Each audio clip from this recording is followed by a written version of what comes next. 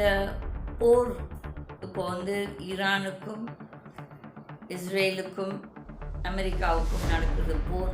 அவங்க போர் மட்டும் கிடையாது.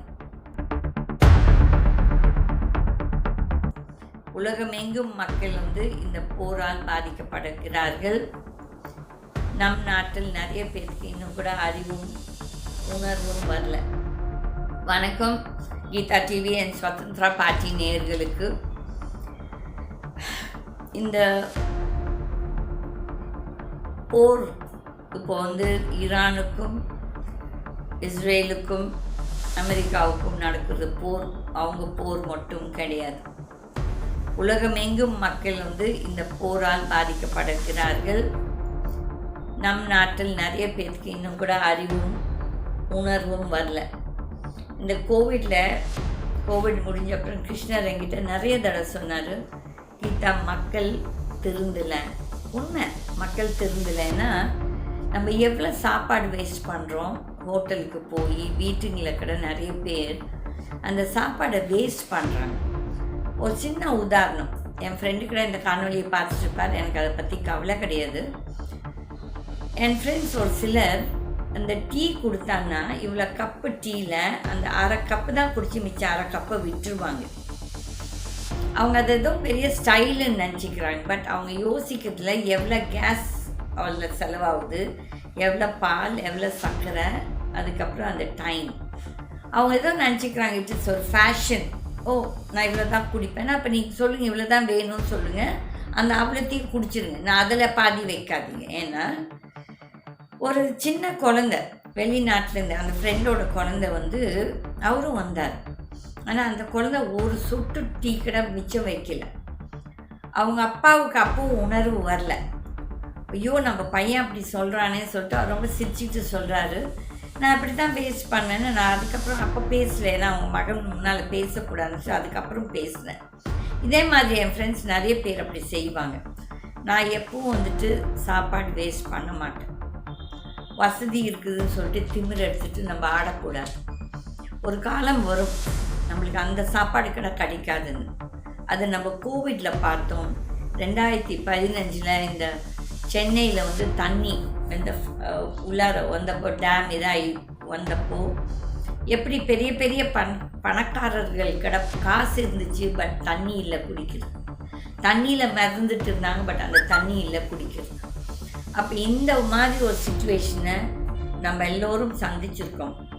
அதுவும் எஸ்பெஷலி இந்த சென்னையில் இருக்கவங்க ப்ளஸ் வேறு ஊருங்களில் திருநெல்வேலி அங்கே கூட நிறைய இந்த சைக்ளோன் ஃப்ளட்ஸ் எல்லாம் வந்துச்சு. கோவிட்டில் என் கிருஷ்ணர் என்ன சொன்னார்னா, மக்கள் இன்னும் திருந்தலை கீதான்னு சொன்னார். அவங்களுக்கு இன்னொரு பாடம் கற்றுக் கொடுக்கணும்னு சொல்லிட்டு இப்போ இந்த 3வது பாடம் 2வது பாடம் இப்போ இந்த வார் லைக் சிச்சுவேஷன் எவ்வளோ பேர் புரிஞ்சிக்கிறாங்க. இந்த இது ரொம்ப ஒரு கஷ்ட காலங்களுக்கு இது ஒரு ஆரம்பிச்சாச்சுன்னு.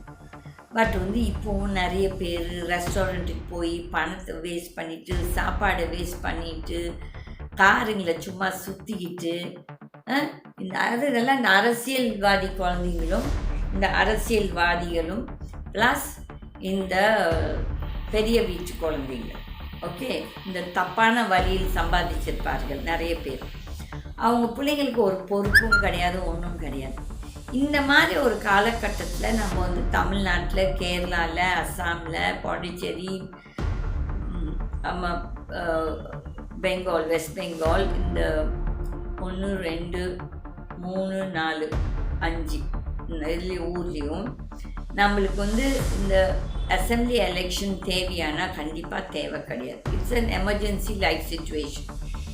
இந்த காலகட்டத்தில் மக்கள் கேஸுக்கு தட்டுப்பாடு இருக்குது, பெட்ரோல் டீசலுக்கு இன்னும் வெகு சீக்கிரத்தில் வரப்போகுது. இப்போ மோடி நேற்று எதிர்கட்சிகள் எல்லாத்தையும் கூப்பிட்டுட்டு ஒரு மீட்டிங்க்கு இந்த வாரை பற்றி டிஸ்கஸ் பண்ணணும்னு சொல்லிட்டு அந்த ஆள் எங்கேயோ ஓடிட்டார். அவருக்கு இந்த அசம்பிளி எலெக்ஷனுக்கு ஓடுறதுக்கும் பறக்கிறதுக்கும் டைம் இருக்குது. ஆனால் இந்த நாட்டோட கஷ்டம், நாட்டு மக்களோட கஷ்டத்தை பற்றி பேசுகிறதுக்கோ இதுக்கோ அந்த ஆளுக்கு மூஞ்சி டைமும் கிடையாது. ஏன்னா குற்றமுள்ள நெஞ்சு குறுகுறுக்குதுன்னு சொல்லுவாங்க. இந்த ஆளுக்கு வந்துட்டு ட்ரெஸ் பண்ணிக்கிட்டு ஒவ்வொரு எலெக்ஷன் ஒவ்வொரு ஊராக பறந்துட்டுருக்காரு. பட் நாட்டு மக்கள் நாட்டோட கஷ்டத்தை பற்றி பேசுறதுக்கு அவருக்கு டைம் கிடையாது. மக்கள் இது வந்து ரொம்ப டெஸ்டிங் டைம்ஸ், நம்ம விளையாட்டு கிடையாது, இது சீரியஸாக இருக்கணும். எல்லாருமே சேமிப்பை வைத்து கொண்டு வீண் செலவு பண்ணாதீங்க. இப்போ நான் ஒரு 4 நாளுக்கு முன்னால் ஒரு கட்சி என்னை கூப்பிட்டாங்க as a special guest to their party meeting. அப்போ அந்த வந்த தொண்டர்கள் ப்ளஸ் அந்த வேட்பாளர்கள் எல்லாம் பார்த்தா ரொம்ப பாவமாக இருந்துச்சு. நிஜமாகவே எனக்கு ரொம்ப கஷ்டமாக இருந்துச்சு. என்னென்னா அந்த கட்சி தலைவர்கள் எப்படி அவங்க கட்சி தொண்டர்களை ஏமாற்றுகிறார்கள் என்று. அதில் ஒரு தம்பி எனக்கு ஃபோன் பண்ணி சொல்கிறாரு, என்கிட்ட 2 லட்சம் சேமிப்பு இருக்கம்மா, ஆனால் நான் கட்சி காசு கொடுக்கும்னு நினச்சேன், ஆனால் கட்சி ஒன்றும் கொடுக்க மாட்டேன்னு சொல்லுது. அப்போ நான் அந்த தம்பிகிட்ட சொன்னேன், தம்பி உனக்கு இப்போ கட்சி முக்கியமாக உன் குடும்பம் முக்கியமாக? எவ்வளோ பேர் இந்த மாதிரி தான் இந்த நாம் தமிழர், இந்த ரஜினிகாந்த் பின்பற்றி போனவர்கள், இந்த கமலஹாசனை நம்பிட்டு போனவங்க, இப்போ இந்த விஜய் இந்த புறம்போக்கை நம்பிட்டு போகிறவங்கெல்லாம் அவங்களோட வீட்டை அடமானம் வச்சு நகையை விற்று நகையை அடமானம் வச்சு குடும்பத்துக்கு செலவு பண்ண மாட்டாங்க. பட் இந்த அரசியலுக்காக வீண் செலவு பண்ணிகிட்ருக்காங்க. அவங்களுக்கு தெரியல எப்பேற்பட்ட பெரிய தவறு அவங்க செய்கிறாங்க சொல்லி. இந்த போர் நீடிக்கலையோ இது இன்னும் 6 மாதம் 1 வருஷத்துக்கு இதோட எஃபெக்ட் கண்டிப்பாக இருக்கும், இன்னும் இருக்கும். ஆனால் இந்த போர் நிற்க போதா இல்லையானா அது கடவுள் தான் அதுக்கு பதில் சொல்லணும். ஆனால் நம்ம நாட்டில் மக்கள் யாருக்குமே அதை புரிஞ்சிக்காமல் குதிச்சுட்டு போயிட்டு, தமிழ்நாடு எஸ்பெஷலி எல்லாம் இந்த விஜய் பின்னால் போயிட்டுருக்கீங்களப்பா, அவங்க வீட்டுங்களெல்லாம் அடமானம் வச்சுக்கிட்டு உங்கள் சம்பாதியத்தை அதில் வேஸ்ட் பண்ணிவிட்டு நீங்கள் நினச்சிக்காதீங்க அரசியலில் எல்லாரும் வந்துட்டா சம்பாதிச்சிட முடியும்னா இல்லை. இது ஒரு சினிமா வாழ்க்கை மாதிரி. நிறைய பேர் சினிமாவை நம்பி அவங்களோட சொத்து வீடு வாசல் எல்லாத்தையும் இழந்தவங்க தான் நிறைய பேர். அதே மாதிரி தான் அரசியலும். அரசியல் இந்த என்ன சொல்கிறது புள்ளமாரிங்களுக்கு தான் இந்த அரசியல். அவனுங்க தான் இதில் சம்பாதிப்பாங்க. நேர்மையாக வாழணும்னு நினைக்கிறவன் அரசியலில் கை காசு தான் போகும். நீங்கள் கேட்கலாம், ஏம்மா நீங்கள் பேசுகிறீங்க, நீங்கள் எதுக்கு அரசியலுக்கு? நான் போய் வீண் செலவு பண்ணவே மாட்டேன்.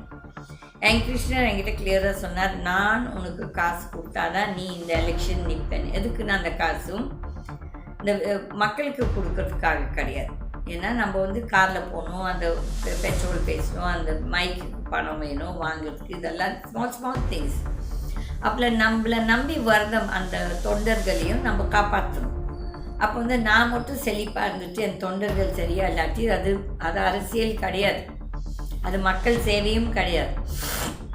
அதான் இப்போ நீங்கள் பார்த்தீங்கன்னா இருக்கும் 98% ஆஃப் த அரசியல்வாதிகள் சுயநலவாதி, ஊழல்வாதி, பொம்பளை பொறுக்கிங்க, ட்ரக் அடிக்ட்ஸு, சாராயம் விற்கிறதவன், ஊர் பொறுக்கி, ஊர் ரவுடி, இவன் தான் இன்றைக்கி அரசியலில் பெரிய தலைவர்கள். இந்த மாதிரி மக்கள் உங்களை வழி நடத்தினால் இந்த நாடு உங்கள் வாழ்க்கை எப்படி இருக்கும் என்று நீங்கள் யோசிக்கணும். அப்போ நான் எதுக்கு இது டெய்லி இப்படி பேசுனா இருக்கலாம், அந்த கிழிஞ்ச என்ன சொல்லுவாங்க உடஞ்ச ரெக்கார்ட் மாதிரி அதையே பேசிகிட்டு இருக்கேன்னா, நான் பேசிகிட்டே இருந்தேன்னா ஒரு 10 பேர் பார்த்து இந்த நாடு செழிப்பாக இருக்கணும், நாட்டு மக்கள் நல்லா வாழணும்னு சொல்கிறது தான் நான் இவ்வளவும் பேசுகிறேன். எனக்கு ஒன்றும் பைத்தியம் பிடிச்சி நான் பேசலை. நீங்கள் நினைக்கலாம், நீ எதுக்கு நீ பேசுகிற, உன் வேலையை பார்த்துட்டு போனால் கிடையாது. கிருஷ்ணர் என்ன சொல்கிறார், உனக்கு எவ்வளோ பிரச்சனை வந்தாலும் நீ நான் சொல்கிறதை பேசு, மக்கள் திருந்தாட்டி கஷ்டப்படட்டும். இப்போ நம்ம இருக்கிற சிச்சுவேஷனில் இப்போ எல்லாமே நம்ம தமிழ்நாடு இல்லை, அப்படி இல்லை, இந்தியான்ட்டு இல்லை, உலகம் எங்கும் மக்கள் எல்லோருமே, நான் இதான் அடிக்கடி சொல்லிட்டு இருந்தேன், உலகம் எங்கும் ஒரு பெரிய பிரச்சனை வரப்போகுதுன்னு சொல்லிகிட்டே இருந்தேன். வந்துட்டுருக்கு. இயற்கை ஒரு பக்கம் அடிச்சிட்ருக்குது, ஒரு பக்கம் இந்த பைத்தியக்கார அரசியல்வாதிகள். யாரை நம்ம தேர்ந்தெடுக்கிறோம்? பொம்பளை பொறுக்கிகளை தான் நம்ம தேர்ந்தெடுக்கிறோம். ஒருத்தர் என்னை கேட்டார், நீங்கள் எதுக்கு இந்த வேர்டு யூஸ் பண்ணுற கீதா, பொம்பளை பொறுக்கின்னு? அதுதான் மக்களுக்கு என்ன சொல்ல உரைக்கும், இந்த பொம்பளை பொறுக்கிங்களுக்கும் உரைக்கும்னு நினைக்கிறேன். என்னோட பேச்சு கேட்கும் போது அவங்களுக்குலாம் எரிச்சலாக இருக்கலாம், நான் அதை பற்றி கவலையே படலை. அவங்களுக்கு எரிச்சலாக இருந்தால் இருந்துட்டு போட்டோம். ஆனால் நம்ம மக்கள் பேச வேண்டியது பேசியே தீரணும். இப்போ வந்து இருக்கிற சிச்சுவேஷன் வந்து அவ்வளோ ஒரு இக்கட்டான ஒரு காலகட்டத்தில் நம்ம எல்லோருமே இருக்கிறோம். என்ன ஆக போகுது, வாழ்வாதாரம், எவ்வளோ பேர் ஐடி செக்டரில் வேலை வந்து அவங்க கம்பெனி சடனாக திடுதிருப்புன்ட்டு அவங்கள நிறுத்துது. ஏன்னா அவங்களுக்கு வந்து திடுதிருப்புன்னு அவங்களுக்கு ஒன்றும் ஆர்டர்ஸ் வருதில்லை, இல்லை அவங்க கம்பெனிக்கு பிஸ்னஸ் இல்லை, அதில் அவங்க டப்புன்னு நிறுத்துகிறாங்க. இந்த கம்பெனிஸும் இந்த சம்பளம் கொடுக்குறாங்க பாருங்கள், 2 லட்சம் 3 லட்சம் 4 லட்சம். அதுக்கு அவங்களுக்கு தகுதி இருக்கான்னா எனக்கு தெரியல, எனக்கு புரியல. அதாலேயே இப்போ நிறைய பேர் வந்துட்டு எல்லாருமே ஐடின்னு ஓடிட்டு இப்போ வந்து அந்த ஐடியில் வேலை செய்கிறவங்க நிறைய பேர் அவங்க வேலையே இழக்க போகிறாங்க. அவங்கள வேறு வேலை செய்ய சொன்னால் அவங்களுக்கு வந்துட்டு என்ன தெரியுமா, அந்த ஃபால்ஸ் ப்ரெஸ்டீஜ். நான் 4 லட்சம் சம்பாதிச்சிருந்தேன், நான் வந்து இந்த வேலையை விட்டு போட்டு நான் வந்து போய் விவசாயம் பண்ணுங்கள், 1 ஏக்கரா வாங்குங்க, இல்லை 10 ஏக்கரா வாங்கி ஒரு விவசாயம் பண்ணுங்கள், இல்லை லீஸ்க்கு எடுங்க. எவ்வளோ இடம் இருக்குது லீஸ்க்கு. ஆனால் அவங்களுக்கு அந்த சோம்பேறித்தனம்னா எல்லாருமே அந்த ஏசி ரூமில் உட்காந்துக்கிட்டு அந்த சேரில் உட்காந்துட்டே வேலை செஞ்சாங்க தவிர்த்துட்டு போய் கொஞ்சம் கடினமான உடல் உழைப்போடு வேலை செய்யணுன்னு அவங்களுக்கு யாருக்குமே பிடிக்கிறது இல்லை. அப்போது இன்றைக்கு இப்போ இப்படியே நீடிச்சானா பெட்ரோல் டீசல் எல்லாம் எல்லாம் பிரச்சனை வரப்போகுதுன்னு கண்டிப்பாக எனக்கு ஐ கேன் ஃபீல் இட். அது அப்படி ஆச்சுன்னா விவசாயம் பாதிக்கப்படும், கரண்ட் இல்லாட்டி விவசாயம் பாதிக்கப்படும், பிஸ்னஸ் பாதிக்கப்படும். இந்த இபி இவங்களுக்கெல்லாம் போய் கோல் போய் இம்போர்ட் பண்ணணுன்னா அந்த ஷிப்ஸ் வர முடியாட்டி என்ன பண்ணுவாங்க? அப்போ வந்து உலகமே ஸ்தம்பிக்க போகுது. அண்ட் ஸ்தம்பிக்க போகுது எப்படின்னா ரொம்ப மோசமான விதத்தில். அப்போ கோவிடில் அது ஒரு டைப் ஆஃப் ஸ்தம்பிச்சு போனோம். இப்போ இது ஒரு டைப். அப்போ வந்துட்டு மக்கள் திருந்துறாங்கன்னா கண்டிப்பாக திருந்துறது இல்லை. அவங்களுக்கு எவ்வளோ இருந்தாலும் அவங்களுக்கு அது உரைக்கிறது இல்லை. ஏன்னா எல்லாருமே ஏதோ ஒரு உலகத்தில், ஒரு கனவு உலகத்தில் வாழ்ந்து கொண்டு அவங்க நினச்சிக்கிறாங்க வாழ்க்கை இதுதான் சொல்லி. கிடையாது. அப்போ வந்து இந்த கஷ்டங்கள் பாவம் அப்பாவி மக்கள் நிறைய பேர்த்த பாதிக்க போகுது. இப்போ நீங்கள் வழியில் பார்த்தோன்னா கல்லி நெடுக்கும் நிறைய ரெஸ்டாரண்ட்ஸ் க்ளோஸ் பண்ணிட்டாங்க. ஒரு சில ரெஸ்டாரண்ட்ஸ் இந்த கறி அடுப்பு வச்சு பண்ணுறவங்க ஓட்டிகிட்ருக்காங்க. பட் கேஸ் அடுப்பையே நம்பிட்டு இருக்கிறவங்க நிறைய பேர் மூடியாச்சு. அப்போது இது ஒரு நல்ல ட்ரெண்டுன்னு சொன்னான்னா கிடையாது, நல்ல ட்ரெண்டே கிடையாது. This is my Mojo baby. பாருங்க, மோஜோக்கு பல்லு வெளியே வந்துச்சு, வராகி தேவி மாதிரி. பாருங்க, மோஜோ வந்து என்னோட என் கையில் பிறந்த பேபி, என் பேர் மாதிரி. ஓகே, இவனோட இவங்க அம்மா, இவங்க அப்பா, பெரியம்மா, தம்பி எல்லாம் இருந்தாங்க. 5 பேர் இருந்தாங்க இவங்க. அதில் 3 பேர் இருந்துட்டாங்க. இப்போ இவனும் இவங்க அப்பா மட்டும் தான் இருக்காங்க. 2 பேர் பெட்ரூமில் தான் இருக்கிறாங்க. அவன் பக்கத்தில் வந்தான். சரி, அவன் ஒரு காட்டலான்னு சொல்லிட்டு அவங்கள காட்டினேன். என்னோடய வாழ்க்கையெல்லாம் நான் வந்துட்டு இந்த நாய்களுக்கும் மாடுங்களுக்காக தான் நான் சம்பாதிக்கிறது. எல்லாம் என்னை நம்பி வாழும் ஒரு சில குடும்பங்கள். அப்போ வந்து இந்த குடும்பங்களுக்கெல்லாம் நான் வந்து ரெஸ்பான்சிபிலிட்டி எனக்கு இருக்குது. அப்போ வந்து இந்த பிஸ்னஸ் எல்லாம் அப்போ நின்று போச்சுன்னா என்ன பண்ணுவோம்? அப்போ எல்லோருமே விவசாயத்தை நம்பி போனாலும் கூட அங்கேயும் நம்மளுக்கு டீசல், இந்த பெட்ரோல் இல்லாட்டி டிராக்டர் எப்படி ஓட்டுவோம்? இந்த பிரச்சனைகள் எல்லாம் இருக்கிறது. இந்த தமிழ்நாட்டு மக்கள் இப்போ இந்த எலெக்ஷன் உங்களுக்கு தேவையானா கண்டிப்பாக தேவையில்லை. ஆனால் இந்த அரசியல்வாதிகள் எல்லாருமே அந்த பிஸியாக அவங்க எலெக்ஷன் வேலையில் தான் பிஸியாக இருக்கான்னு சொல்லிட்டு யாருமே நாட்டோட அட்மினிஸ்ட்ரேஷனோ எதை பற்றி கவலைப்படலை. இப்போ வந்து மோடி வந்து இந்த கேஸை பற்றி பேசலை. நேற்று எதிர்கட்சி தலைவர்கள் எல்லாத்தையும் கூப்பிட்டு போட்டு இந்த ஆள் எங்கேயோ ஓடி போச்சு. அப்போ வந்து அந்த ஆளுக்கு வந்துட்டு ஒரு என்ன சொல்கிறது, இவனெல்லாம் ஒரு மனுஷனான்னு சொல்லிட்டு என் கிருஷ்ணர் கேட்க சொல்கிறார். அப்போ நான் கிருஷ்ணர்கிட்ட கேட்குறேன், ஏன்டா நீ இந்த மாதிரி ஆட்களெல்லாம் நீ வந்துட்டு ஒரு பிரைம் மினிஸ்டர் வர விட்டேன்னு சொல்லி நான் கேட்பேன். உங்களாட்டெல்லாம் நான் குவைட்டாக இருக்க மாட்டேன். கடவுள்கிட்டயே நான் சண்டை போடுவேன். சிவன்கிட்டையும் என்னோட கிருஷ்ணர்கிட்டையும் என்னோட காளிக்கிட்டையும் நான் சண்டை போடுவேன். அப்போ அவங்க சொல்கிறாங்க, அவன் ஒரு காலகட்டத்தில் நல்லவனாக இருந்து ட்ராமா போட்டு எங்களையே ஏமாற்றி இப்போ அயோக்கியத்தனம் பண்ணுறான்.